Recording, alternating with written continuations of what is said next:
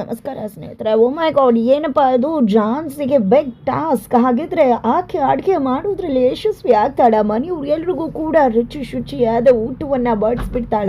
Finally cooking ಚಾಲೆಂಜಲ್ಲಿ ಗೆದ್ದೇ ಬಿಟ್ಲ Jhansi. Raghu help ಸಿಗ್ತಾ ಏನಾಯಿತು ಏನು ಕಥೆ, ಇದು ಎಲ್ಲವನ್ನ ಕೂಡ ತಿಳ್ಕೊಬೇಕು ಅಂದರೆ ಈಗಲೇ ನಮ್ಮ ಈ ಚಾನಲ್ನ ಸಬ್ಸ್ಕ್ರೈಬ್ ಮಾಡಿ, ಹಾಗೆ ಈ ಒಂದು ವಿಡಿಯೋವನ್ನು ಪೂರ್ತಿಯಾಗಿ ನೋಡೋದನ್ನು ಯಾವುದೇ ಕಾರಣಕ್ಕೂ ಕೂಡ ಮರಿಬೇಡಿ.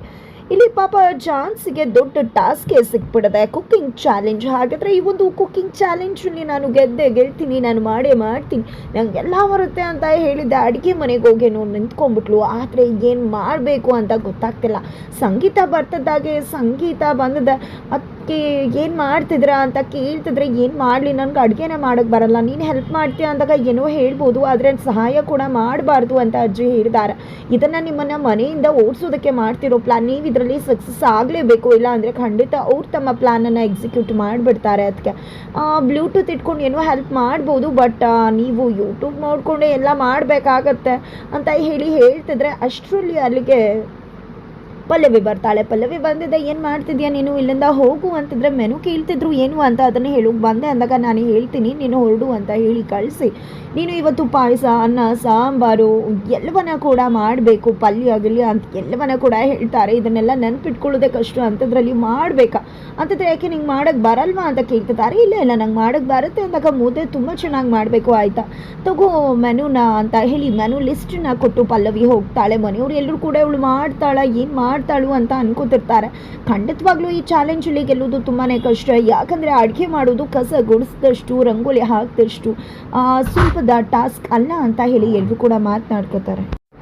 ನಂತರ ಇಲ್ಲಿ ಜಾನ್ಸಿ ಏನಪ್ಪ ಮಾಡೋದು, ಫಸ್ಟು ಸ್ವೀಟ್ ಮಾಡ್ತೀನಿ, ಯಾವಾಗಲೂ ಕೂಡ ಎಲ್ಲದಕ್ಕೂ ಸ್ವೀಟೇ ಮೊದಲು ಮಾಡ್ತಾರೆ ಅಂತ ಹೇಳಿ ಸ್ವೀಟ್ ಮಾಡೋದಕ್ಕೆ ಸಕ್ಕರೆ ತೊಗೊಳ್ಳೋ ಬದಲು ಗೋಧಿ ಹಿಟ್ಟು ಅದು ಇದು ಏನೇನೋ ತೊಗೋತಿದ್ದಾರೆ. ಜೊತೆಗೆ ಇಲ್ಲಿ ಪಾಯಸ ಮಾಡೋಕ್ಕೆ ವೈಟ್ ಇರುತ್ತೆ ಅಂದರೆ ಮೂಲಂಗಿ ಹಾಕಬೇಕು ಅಂತ ಮೂಲಂಗಿ ಎತ್ಕೋತಿದ್ದಾರೆ. ಈ ಕಡೆ ಜಾನ್ಸಿಗೆ ಏನು ಮಾಡಬೇಕು ಅಂತಲೂ ಗೊತ್ತಾಗ್ತಿಲ್ಲ.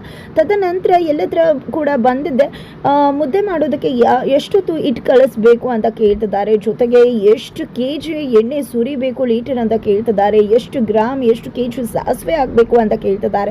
ಈ ಮಾತುಗಳನ್ನೆಲ್ಲ ಕೇಳಿದೆ. ಯಾರಮ್ಮ ನಿನಗೆ ಅಡುಗೆ ಹೇಳ್ಕೊಟ್ಟಿದ್ದು ಅಂತಿದ್ರೆ, ನನಗೆ ಅಡುಗೆ ಮನೇನೇ ನೋಡಿಲ್ಲ, ನಾನು ಅಡುಗೆ ಮಾಡೋಕೆ ಹೇಗೆ ಬರುತ್ತೆ ಅಂತಿದ್ದಾಗ, ಏನು ಅಡುಗೆ ಬರಲ್ವಾ ಅಂತ ಎಲ್ಲ ಕೇಳಿದ ತಕ್ಷಣ ಇಲ್ಲ ಬರುತ್ತೆ ಅಂತ ಹೇಳ್ತಾರೆ. ನಂತರ ಸರಿ ಆಯಿತು ಅಂತ ಹೋಗಿ ಜಾನ್ಸಿ ಅಡುಗೆ ಮಾಡೋಕೆ ಹೋದ್ರೆ, ಈ ಕಡೆ ಎಲ್ಲರೂ ಇವಳಿಗಂತೂ ಅಡುಗೆ ಬರಲ್ಲ, ಮುಗೀತು ಕತೆ ಅಂತಿದ್ರೆ, ಇವತ್ತು ಇವಳು ಗೇಟ್ ಪಾಸ್ ಆಗಬೇಕಾಗತ್ತೆ ಅಂತ ಹೇಳಿ ಪಲ್ಲವಿ ತನಗೆ ತಾನೇ ಮಾತನಾಡ್ಕೋತಾರೆ.